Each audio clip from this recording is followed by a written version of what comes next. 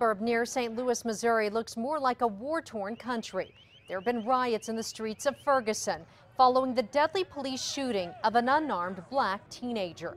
As News 13's Brianna Salazar reports, an Albuquerque photographer in the middle of the action is getting national attention. Get out of here, Johnson! The world is watching Ferguson, Missouri.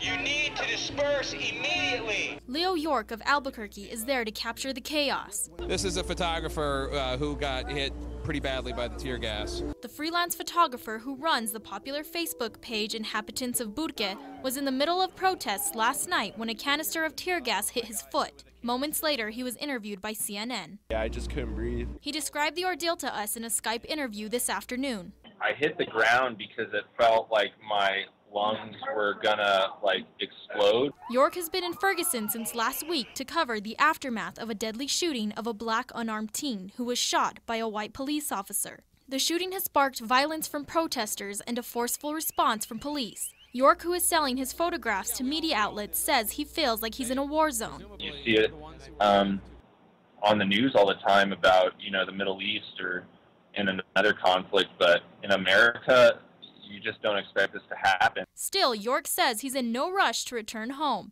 The video of him being tear gassed has been all over the internet, and he's been interviewed by multiple media outlets today. Brianna Salazar, KRQE News 13.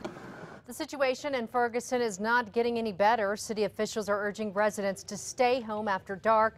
Last night alone, there were 78 arrests. 16 of those were people from out of state.